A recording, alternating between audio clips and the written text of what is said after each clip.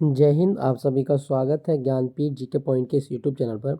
दोस्तों आइए शुरू करते हैं स्टडी जीके का एक नया मॉक टेस्ट। इसमें हम अभ्यास करेंगे स्टडी जीके के महत्वपूर्ण प्रश्नों का। इससे पहले मैंने जो भी मॉक टेस्ट अपलोड किए हैं उनकी प्लेलिस्ट बना दी गई है, आप जाके वहाँ से उनका अभ्यास कीजिएगा। आप कोई भी एग्ज़ाम की तैयारी कर रहे हैं, जैसे आपका UP police, SI, constable, home guard, SSC GD, Agniveer, तो आप मेरी स्टडी जीके की जो सीरीज़ है उसको फॉलो कीजिएगा। आपको बहुत प्रश्न एग्जाम में देखने को मिलेंगे।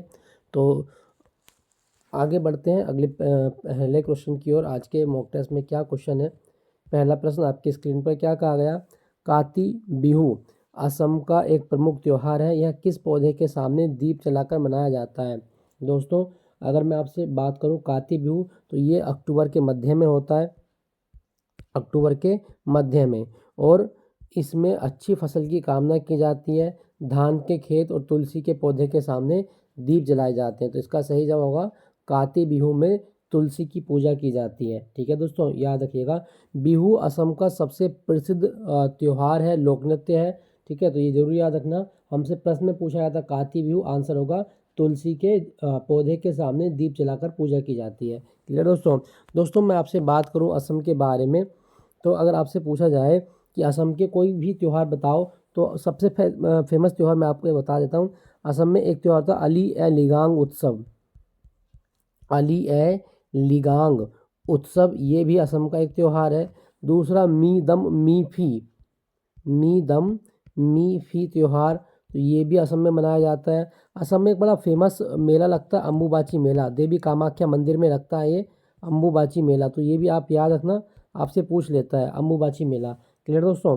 ये 3 त्यौहार ये हो गए। असम के क्या कोई मुझे आप लोक नृत्य बता सकते हैं? तो हाँ, आप याद रखना, असम का लोक नृत्य भोरताल।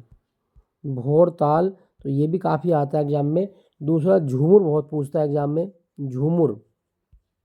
बुगुरुम्बा बहुत आता है आपके एग्जाम में, बुगुरुम्बा लोक नृत्य, ये इस साल आएगा एसएससी के एग्जाम में, बुगुरुम्बा लोक नृत्य। तो ये भी आप याद रखें। उसके बाद में आपको देवधानी पूछ सकता है। देवधानी डांस किस राज्य का डांस है? तो असम का डांस है। तबल चोंगली आपके एग्जाम में आता है, तबल चोंगली असम का डांस है। कली गोपाल असम का डांस है। खेल गोपाल असम का डांस है। तो ये सारी चीज़ें आप याद रखिएगा, ये सब लोक नृत्य असम में प्रसिद्ध हैं और जो आपके एग्जाम में पूछ ले जाते हैं। ठीक है दोस्तों, याद रखना। हमसे पूछा गया था काती बिहू, आंसर होगा तुलसी की पूजा की जाती है। क्लियर, याद रखेंगे। अगला प्रश्न क्या कहा गया? भारतीय संविधान का कौन सा अनुच्छेद जीवन के संरक्षण और व्यक्तिगत स्वतंत्रता से संबंधित है? राइट टू लाइफ कौन से आर्टिकल में लिखा गया? आपके ऑप्शन अनुच्छेद 19, अनुच्छेद 20, अनुच्छेद 21 और अनुच्छेद 22। सही जवाब होगा राइट टू लाइफ की। जब भी हम बात करते हैं तो आर्टिकल 21 में लिखा गया है राइट टू लाइफ, जीवन का अधिकार, वो अनुच्छेद 21 में आता है। ठीक है दोस्तों, याद रखिएगा। दोस्तों अगर मैं आपसे बात करूं भारतीय संविधान को हिंदी भाषा में किसने लिखा, तो बसंत कृष्ण वैद्य के द्वारा भारतीय संविधान को हिंदी भाषा में लिखा गया था। बसंत कृष्ण वैद्य, ये जरूर याद रखना। और अंग्रेजी भाषा में किसने लिखा? प्रेम बिहारी नारायण राय ज़्यादा। तो भारतीय संविधान को हिंदी में लिखने वाले व्यक्ति थे बसंत कृष्ण वैद्य, और अंग्रेजी में लिखने वाले प्रेम बिहारी नारायण राय ज़्यादा थे। तो ये जरूर याद रखना, दोनों क्वेश्चन आपके एग्जाम में पूछ ले जाते हैं।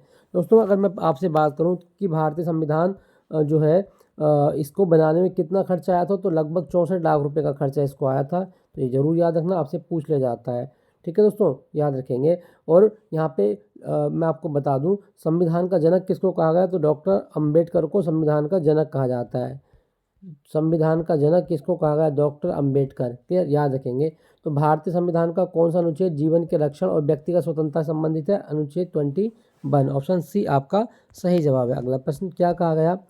भारत में जीएसटी की संविधान संशोधन अधिनियम के माध्यम से लागू किया गया था। तो दोस्तों जीएसटी की हम बात करते हैं तो जीएसटी जो लागू हुआ वो 101वां संविधान संशोधन अधिनियम 2016 के अधिनियम से लागू हुआ था। ठीक है, 101वां संविधान संशोधन अधिनियम 2016। दोस्तों जीएसटी की मैं बात करूं तो जीएसटी एक प्रकार का अप्रत्यक्ष कर है, अप्रत्यक्ष कर है। ठीक है, ये जरूर याद रखना, जीएसटी किस प्रकार का कर है? अप्रत्यक्ष कर। और भारत में जो जीएसटी लागू हुआ था वो कौन सी समिति बनी थी? तो विजय केलकर समिति, विजय केलकर समिति की सिफारिश पर भारत में जीएसटी को लागू किया गया था। विजय केलकर समिति कब लागू हुआ था? तो 1 जुलाई 2017 को जीएसटी लागू किया गया था। क्लियर दोस्तों, याद रखेंगे। दोस्तों अगर मैं आपसे पूछूं दुनिया में सबसे पहला जो देश है जिसने जीएसटी लागू किया था वो कौन सा था, तो दुनिया में सबसे पहला फ्रांस देश था जिसने सबसे पहले जीएसटी को लागू किया था। ठीक है दोस्तों, याद रखिएगा। तो GST goods and services tax इसकी फुल फॉर्म होती है, तो ये भी आप याद रखना, गुड्स एंड सर्विसेज टैक्स। ठीक है, सर्विसेज टैक्स, तो ये जरूर याद रखेंगे। और ये 101 में संविधान संशोधन के द्वारा लागू हुआ था। ऑप्शन बी आपका सही जवाब है। अगला प्रश्न क्या कहा गया, प्रसिद्ध शास्त्रीय नृत्य सतरिया किस राज्य से संबंधित है। दोस्तों मैं बात करूं सतरिया नृत्य की, तो ये एक शास्त्रीय नृत्य है और ये कहाँ पर होता है, असम में होता है। ऑप्शन सी आपका सही जवाब है, असम। दोस्तों अगर आपसे पूछे कि सतरिया नृत्य को किसने शुरू किया था, तो 15वीं सदी में एक वैष्णव संत है जिनका नाम था शंकर देव। शंकर देव, ठीक है, ये वैष्णव संत हैं, इनके द्वारा सतरिया नृत्य को शुरू किया गया था। तो ये अगर आपके एग्जाम में क्वेश्चन पूछता है कि सतरिया नृत्य का प्रवर्तक कौन था, तो जवाब होगा शंकर देव, वैष्णव संत हैं। और सतरिया नृत्य का नाम सतरिया क्यों पड़ा, देखो ये ना मठों में होता था पहले, मठ जो धार्मिक मठ होते थे उसमें होता था, और मठों को बोलते थे सत्र। सत्र, तो मठों को सत्र कहे जाने के कारण इस नृत्य का नाम सतरिया पड़ा है। तो सतरिया को संगीत नाटक अकादमी द्वारा वर्ष 2000 में जो शास्त्रीय नृत्य है उसका दर्जा दिया गया था। तो अगर क्वेश्चन आपके एग्जाम में आए कि संगीत नाटक अकादमी ने सतरिया नृत्य को शास्त्रीय नृत्य का दर्जा किस वर्ष दिया, तो सन 2000 में। ठीक है दोस्तों, याद रखिएगा। और ये भारत का सबसे नवीनतम शास्त्रीय नृत्य है, सतरिया फ्रॉम असम। क्लियर दोस्तों, अगर मैं आपसे पूछूं कि क्या मुझे आप सतरिया के 2-3 डांस मतलब डांसर्स बता सकते हैं, हाँ, तो आप याद रखना, अब आज के टाइम में गुरु जतिन गोस्वामी, गुरु जतिन गोस्वामी ये सतरिया के बहुत बड़े डांसर हैं, आज के टाइम में प्रोमिनेंट डांसर माने जाते हैं, गुरु जतिन गोस्वामी। उसके बाद में आपका घनकांत बोरा, ये भी काफ़ी पूछता है एग्जाम में कि घनकांत बोरा कौन सा नृत्य करते हैं, सतरिया करते हैं। उसके बाद में आपका सरोदी सैकिया, सरोदी सैकिया, ये भी आप याद रखना, तो ये भी सतरिया के ही डांसर हैं। ठीक है, भूपेन हजारिका भी आप लिख सकते हैं, तो वो भी आप याद रखिएगा। तो गुरु जतिन गोस्वामी, घनकांत बोरा और सरोदी सैकिया ये सतरिया नृत्य के प्रोमिनेंट डांसर हैं आज के टाइम में। अगला प्रश्न दोस्तों यहाँ पे लिखा गया आपका केरल, केरल में कौन कौन से शास्त्रीय नृत्य, एक है कथकली और एक है मोहिनी अट्टम। तो कथकली और मोहिनी अट्टम किस राज्य के शास्त्रीय नृत्य हैं, तो वो होंगे केरल के। ठीक है, मोहिनी अट्टम। अगला प्रश्न क्या कहा गया, किस नदी को दक्षिण गंगा के नाम से जाना जाता है। दोस्तों दक्षिण गंगा किसको कहा गया, ऑप्शन है कावेरी, गोदावरी, कृष्णा, नर्मदा। सही आंसर होगा ऑप्शन बी, गोदावरी नदी को दक्षिणी गंगा कहा जाता है। दोस्तों गोदावरी नदी की मैं बात करता हूँ तो ये त्र्यंबकेश्वर से निकलती है, त्र्यंबकेश्वर। ठीक है, और त्र्यंबकेश्वर कहाँ पर है, तो नासिक महाराष्ट्र में है, महाराष्ट्र के नासिक से निकलती है गोदावरी नदी। और ये महाराष्ट्र से तेलंगाना, आंध्र प्रदेश, छत्तीसगढ़, उड़ीसा में बहती हुई बंगाल की खाड़ी में गिर जाती है। और गोदावरी नदी को बूढ़ी गंगा भी कहा जाता है, बूढ़ी गंगा, तो ये भी आप याद रखना, बूढ़ी गंगा। ठीक है, और इसकी जो सहायक नदी है जैसे बेन गंगा, ये बहुत आता है एग्जाम में, Wainganga, Penganga, Wainganga है, पेन गंगा है।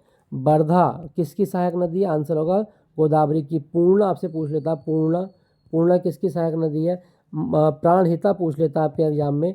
तो बेन गंगा, पेन गंगा, प्राणहिता, पूर्णा, वर्धा ये सब गोदावरी की सहायक नदियां हैं। ठीक है दोस्तों, गोदावरी दक्षिण भारत की सबसे लंबी नदी है, तो ये भी आप याद रखना, आपसे पूछ लेता है। दोस्तों अगर आपसे पूछा जाए कि गोदावरी नदी जो है ये अपना डेल्टा कहाँ बनाती है, तो दोस्तों आंध्र प्रदेश में गोदावरी नदी का डेल्टा बनता है, आंध्र प्रदेश। और मैं आपको बता दूं आंध्र प्रदेश में कृष्णा गोदावरी डेल्टा है, कृष्णा गोदावरी डेल्टा। और ये चावल की खेती के लिए प्रसिद्ध है, तो ये जरूर याद रखना कि गोदावरी का डेल्टा कृष्णा नदी के साथ मिलकर बनता है, और कहाँ पर, आंध्र प्रदेश में। क्लियर, याद रखेंगे। दोस्तों यहाँ पे लिखा गया है कावेरी, कावेरी को मैं बता दूं तो इसको दक्षिण भारत की गंगा कहा जाता है, दक्षिण भारत की गंगा वो है आपकी कावेरी। ठीक है, दक्षिण भारत की गंगा कावेरी। और कावेरी एकमात्र नदी है दक्षिण भारत में जो 12मासी नदी मानी जाती है, इसमें पूरे साल भर पानी रहता है। ठीक है, क्योंकि कावेरी नदी के बारे में कहा जाता है कि ये दक्षिण पश्चिम मानसून और उत्तर पूर्वी मानसून दोनों मानसूनों से वर्षा प्राप्त करती है, पानी प्राप्त करती है, इसलिए ये पूरे साल भर बहती है। तो दक्षिण भारत की एकमात्र सदा नीरा नदी कावेरी नदी है। और कावेरी नदी पर ना एक जलप्रपात भी है, शिवा समुद्रम। तो शिवा समुद्रम जलप्रपात किस नदी पर है? वो है आपका कावेरी नदी पर। ठीक है दोस्तों, याद रखना। दोस्तों यहाँ पे नर्मदा लिखा गया, नर्मदा अमरकंटक से निकलती है, तो ये जरूर याद रखना, अमरकंटक से निकलती है। और नर्मदा नदी सतपुड़ा और विंध्या के बीच भ्रंश घाटी में बहती है, भ्रंश घाटी, और ये पश्चिम की ओर गिरती है, एस्चुरी का निर्माण करती है। प्रश्न पे बात करते हैं, तो प्रश्न में कहा गया था कि दक्षिणी गंगा किसको बोला जाता है? तो आंसर होगा गोदावरी को। अगला प्रश्न क्या कहा गया है? मौर्य साम्राज्य का संस्थापक कौन था? दोस्तों मौर्य वंश का जो संस्थापक है वो है चंद्रगुप्त मौर्य। ऑप्शन सी आपका सही जवाब है, चंद्रगुप्त मौर्य। देखो इसने क्या काम किया कि नंद वंश का एक संस्थापक था, नंद वंश का अंतिम राजा, वो है आपका घनानंद। तो धनानंद को पराजित करके चंद्रगुप्त मौर्य ने चाणक्य की सहायता से मौर्य साम्राज्य की स्थापना की थी। ठीक है दोस्तों, याद रखिएगा। तो मौर्य साम्राज्य का संस्थापक कौन है? वो है चंद्रगुप्त मौर्य। और चंद्रगुप्त के बाद कौन आता है? तो बिंदुसार। और बिंदुसार के बाद कौन आता है? अशोक। ये भी आप याद रखना। देखो क्या चलता है इसमें, अगर क्वेश्चन आए कि नंबर 1 पे चंद्रगुप्त मौर्य संस्थापक हो गया, उसके बाद बिंदुसार आया, बिंदुसार के बाद अशोक आया, और अशोक के बाद बृहद्रथ आया, तो ये आप इसी क्रम में याद रखना, आपसे पूछ लेता है। ठीक है दोस्तों, यहाँ पे लिखा गया अशोक। अशोक को देवानाम प्रियदर्शी कहा जाता है। देवानाम प्रियदर्शी किसका नाम है? तो सम्राट अशोक का नाम है देवानाम प्रियदर्शी। तो ये भी आपको याद रखना है। क्लियर? चलिए, हमसे पूछा गया था मौर्य साम्राज्य का संस्थापक, आंसर होगा ऑप्शन सी चंद्रगुप्त मौर्य। अगला प्रश्न में क्या कहा गया? लावणी किस राज्य का लोक नृत्य है? दोस्तों हमको बताना है लावणी लोक नृत्य कहाँ का है। कई बार हम आपको पढ़ाए हैं, और इसका सही जवाब होगा आपका ऑप्शन बी, महाराष्ट्र का फेमस लोक नृत्य है लावणी। दोस्तों महाराष्ट्र के बारे में बता दूं, महाराष्ट्र में एक डांस और होता है कोली। कोली डांस आपसे पूछ लेता है, तमाशा आपसे पूछ लेता है, तमाशा डांस। लेजिम आपसे पूछ लेता है, लेजिम। लेजिम भी डांस कहाँ का है? महाराष्ट्र का। ललिता आपसे पूछ लेता है, ललिता डांस महाराष्ट्र, ये भी आपको याद रखना है। ठीक है। सोंगी मुक्टे आपके एग्जाम में आ जाता है, सोंगी मुक्टे, तो ये डांस भी आपको याद रखना है। ये सब डांस महाराष्ट्र के हैं। ठीक है दोस्तों, याद रखना। लावणी भी आपको याद रखना है महाराष्ट्र का। दोस्तों क्या आप मुझे बता सकते हैं महाराष्ट्र का नया साल क्या होता है? गुड़ी पड़वा। महाराष्ट्र का नया साल है गुड़ी पड़वा, ये भी आप याद रखना, आपसे पूछ लेता है। दोस्तों यहाँ पे मैं बात करूँ राजस्थान की, तो राजस्थान की ना 4-5 डांस आपके एग्जाम में बहुत आते हैं दोस्तों, जैसे लाइक दैट घूमर। तो घूमर कहाँ का डांस है? राजस्थान का। कालबेलिया बड़ा पूछता है आपके एग्जाम में, कालबेलिया। ठीक है, सपेरा जनजाति इसको करती है, तो कालबेलिया डांस राजस्थान। इसके अलावा आप याद रखना दोस्तों 13 ताली। 13 ताली ये वन ऑफ फेवरेट क्वेश्चन है, एसएससी बहुत पूछती है इसको। 13 ताली के अलावा गैर बहुत पूछता है एग्जाम में, गैर। गैर डांस भी राजस्थान का डांस है। उसके बाद में कठपुतली बहुत आता है एग्जाम में, कठपुतली। तो कठपुतली डांस राजस्थान का है। चरी डांस बहुत पूछता है आपके एग्जाम में, चरी। उसके बाद में आप याद रखना 13 ताली हो गया, गैर हो गया, कठपुतली। गींदड़ बहुत आता है आपके एग्जाम, गींदड़। गींदड़ कहाँ का लोक नृत्य है? तो राजस्थान का। सुई सिनी बहुत पूछता है एग्जाम में, सुई सिनी। ये सारे जो लोक नृत्य मैंने आपको पढ़ाए हैं, घूमर, कालबेलिया, 13 ताली, गैर, कठपुतली, चरी, गींदड़, सुई सिनी, ये सारे राजस्थान के लोक नृत्य हैं। ठीक है दोस्तों मैं बात करूं मध्य प्रदेश के, तो मध्य प्रदेश में भी आप याद रखना, जैसे मटकी बहुत आता है आपके एग्जाम में, मटकी डांस। जैसे मांच बहुत पूछता है आपके एग्जाम में, मांच नृत्य। जैसे आपके जबारा बहुत पूछता है, जबारा, तो ये भी मध्य प्रदेश का डांस है। गिरदा आता है आपके एग्जाम में, गिरदा। ठीक है, ये भी आपको ध्यान रखना है। इसके अलावा फूलपाती डांस बहुत पूछता है एग्जाम में, फूलपाती। तो फूलपति नृत्य ये भी मध्य प्रदेश का है। ठीक है दोस्तों, याद रखिएगा। तो मटकी, मांच, जवारा, गिरदा, फूलपति, ये सब मध्य प्रदेश के नृत्य हैं। गुजरात के बारे में आप जानते हैं, टिप्पानी बड़ा फेमस डांस है यहाँ का, टिप्पानी। और टिप्पानी के अलावा गुजरात में गरबा होता है, डांडिया होता है, सिद्धि धमाल होता है ना, वो सब आप याद रखिएगा। हमसे प्रश्न पूछा गया था लावणी कहाँ का डांस है? आंसर होगा महाराष्ट्र का। जितने भी लोक नृत्य आपको पढ़ाए हैं अभी इसी क्वेश्चन में, सारे आप नोट करके स्क्रीनशॉट ले लीजिएगा और कहीं अपनी नोटबुक में लिख के उसको याद कीजिएगा। चलिए अगले प्रश्न की ओर बात करते हैं। क्या कहा गया? मानव शरीर में रक्त को फिल्टर करने का कार्य है कौन सा अंग करता है? दोस्तों ब्लड को जो फिल्टर करने का कार्य है वो है आपका ऑप्शन सी, किडनी का। किडनी, जिसको गुर्दा भी कहा जाता है।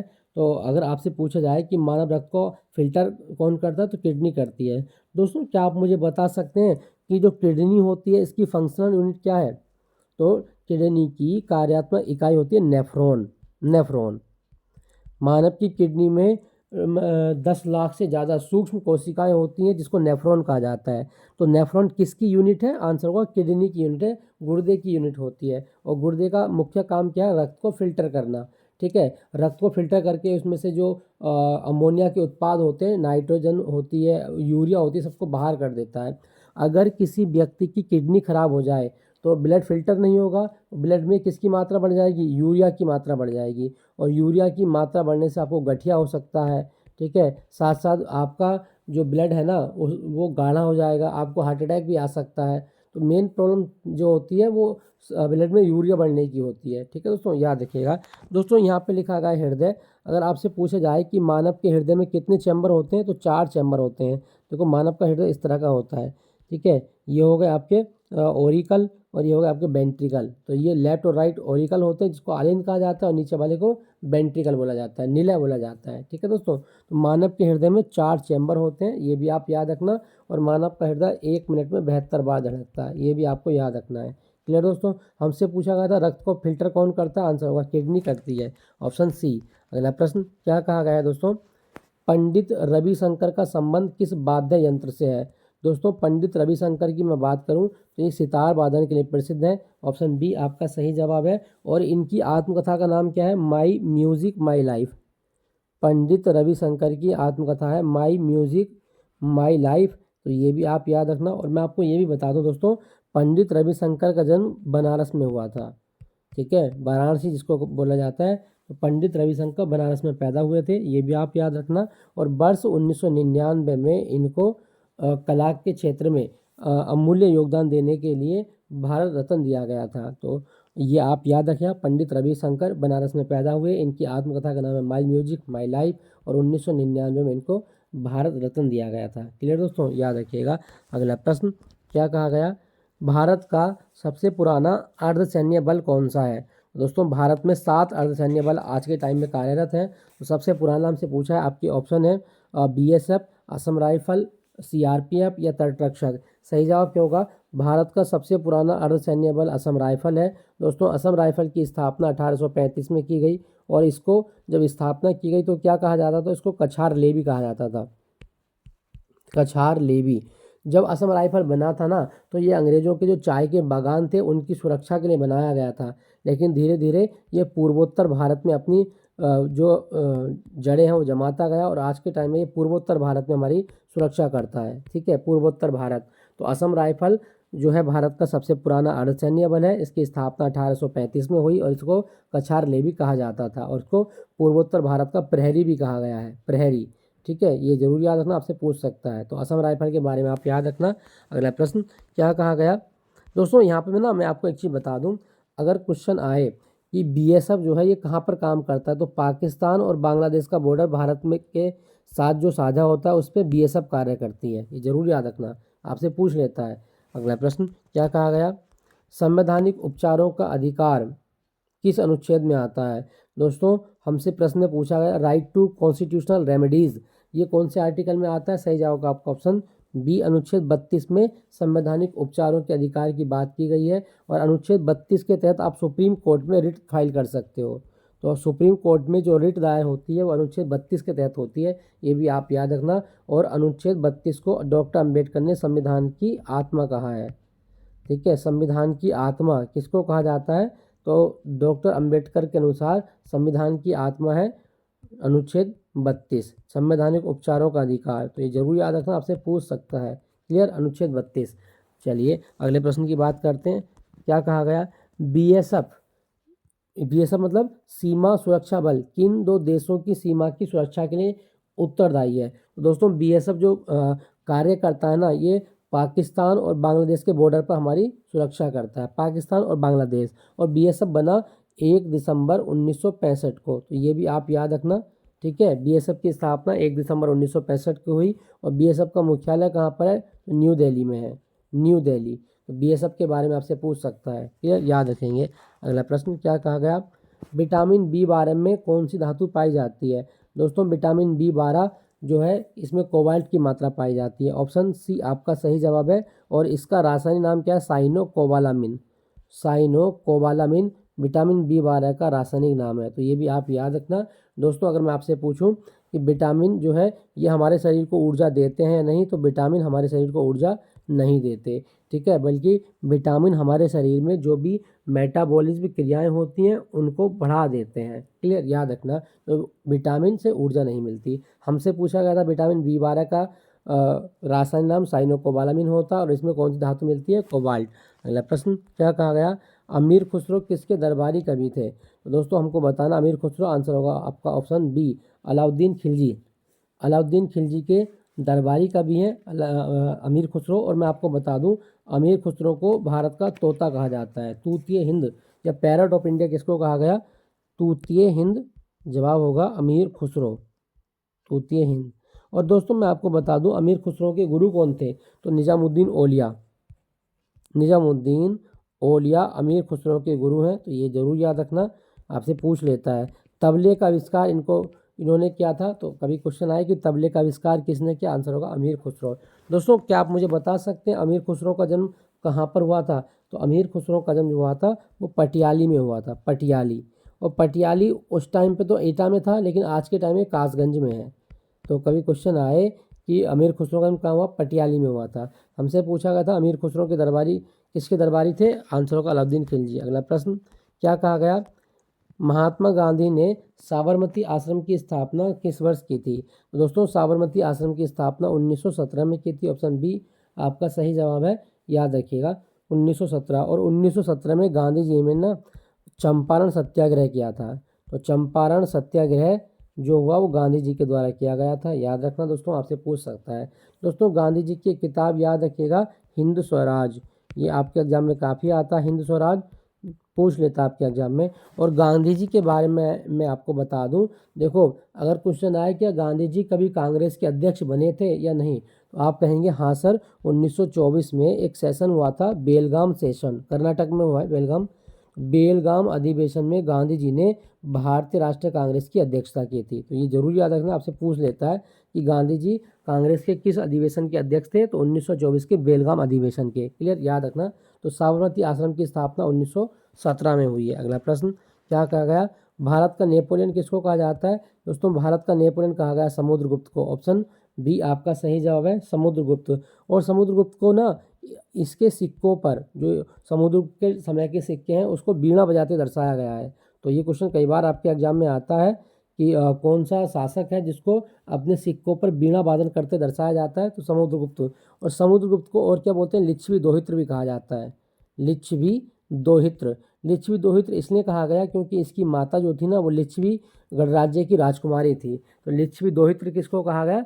समुद्रगुप्त को कहा जाता है। क्लियर दोस्तों। और भारत का नेपोलियन भी समुद्रगुप्त को कहा गया। अगला प्रश्न क्या कहा गया? दूध की शुद्धता किस यंत्र से मापी जाती है? तो दोस्तों दूध की शुद्धता मापते हैं लैक्टोमीटर से। ऑप्शन सी आपका सही जवाब है, लैक्टोमीटर। दोस्तों क्या आप मुझे बता सकते हैं भारत में राष्ट्रीय दुग्ध दिवस कब होता है? तो हर साल 26 नवंबर को वर्गीज कुरियन का जन्मदिन होता है। वर्गीज कुरियन वो व्यक्ति हैं जिनके प्रयास से भारत में श्वेत क्रांति आई थी। तो वर्गीज कुरियन का जन्मदिन 26 नवंबर को राष्ट्रीय दुग्ध दिवस के रूप में मनाया जाता है। ठीक है दोस्तों, याद रखना, आपसे पूछ सकता है। दोस्तों अगर आपसे पूछे दूध में कौन सा विटामिन नहीं होता, तो दूध में विटामिन सी नहीं होता है। तो ये जरूर याद रखना, आपसे पूछ लेता है। और मैं आपको बता दूं डेयरी अनुसंधान केंद्र कहाँ पर है? करनाल में है, डेयरी अनुसंधान केंद्र करनाल। अगला प्रश्न क्या कहा गया है? एशिया महाद्वीप की सबसे लंबी नदी कौन सी है? तो दोस्तों एशिया की सबसे लंबी नदी है यांगजी नदी, चीन में बहती है। ऑप्शन बी आपका सही जवाब है, यांगजी नदी। क्लियर दोस्तों, याद रखेंगे। अगर मैं आपसे पूछूं दुनिया की सबसे लंबी नदी, तो वह है नील नदी। दुनिया की सबसे लंबी नदी नील नदी है, लेकिन एशिया की पूछ रहा तो यांगजी नदी है। क्लियर दोस्तों, याद रखना। और मैं आपको ये भी बता दूं यूरोप की नदी बहुत आती है, यूरोप की सबसे लंबी नदी वो है बोलगा, बोलगा। तो ये भी आपको याद रखना है। अगला प्रश्न क्या कहा गया है दोस्तों? पंचायती राज व्यवस्था सबसे पहले किस राज्य में लागू की गई थी? तो पंचायती राज व्यवस्था लागू हुई थी, ऑप्शन बी राजस्थान में। 2 अक्टूबर 1959 को राजस्थान के नागौर जिले से पंचायती राज व्यवस्था की औपचारिक शुरुआत हुई थी। तो ये जरूर याद रखना, आपसे पूछ सकता है। पंचायती राज व्यवस्था राजस्थान से शुरू हुई। और दोस्तों मैं आपको बता दूं पंचायती राज राज्य सूची का विषय है, तो ये भी आप याद रखना, राज्य सूची। और 24 अप्रैल को पंचायती राज दिवस भी होता है भारत में, 24 अप्रैल। क्लियर, याद रखना। चलिए अगला प्रश्न क्या कहा गया, पिट्यूटरी ग्रंथि कहाँ पाई जाती है? तो पिट्यूटरी ग्रंथि आपके मस्तिष्क में होती है, ऑप्शन सी आपका सही जवाब है, मस्तिष्क में। और दोस्तों पिट्यूटरी ग्रंथि को ना मास्टर ग्रंथि भी कहा जाता है, तो ये भी आप याद रखना, आपसे पूछ सकता है। ठीक है दोस्तों अगर आपसे पूछा जाए कि यूरिया का संश्लेषण कहाँ पर होता है, तो यकृत में होता है, लीवर में होता है। अगला प्रश्न क्या कहा गया, बाघा बॉर्डर किन दो शहरों के बीच स्थित है? तो दोस्तों बाघा बॉर्डर की मैं बात करूं तो ये आपका अमृतसर और लाहौर के बीच है, ऑप्शन बी आपका सही जवाब है, अमृतसर और लाहौर। और ये बाघा बॉर्डर अपनी जो रिट्रीट सेरेमनी होती है उसके लिए प्रसिद्ध है, तो ये भी आप याद रखिएगा, बाघा बॉर्डर अमृतसर और लाहौर के बीच है। क्लियर दोस्तों ये था 20 प्रश्नों का मॉक टेस्ट। आई होप ये सेशन आपको अच्छा लगा होगा, अच्छा लगे तो लाइक कीजिएगा, अपने दोस्तों के साथ में शेयर करना है आपको, और मेरे साथ बने रहिएगा। आज मॉक टेस्ट आएगा इंडियन इकोनॉमी का इवनिंग में। ठीक है दोस्तों, याद रखना। चलिए अब हम बात करेंगे आपके आने वाले एग्ज़ाम के लिए। कोई भी एग्ज़ाम की अगर आप तैयारी कर रहे हैं तो आप मेरे स्टैटिक जीके की सीरीज़ को अवश्य फॉलो करें, बहुत प्रश्न आपके एग्ज़ाम में पूछे जाते हैं यहाँ से। तो फिर मुलाकात होती है, अपना ख्याल रखिएगा दोस्तों, जय हिंद।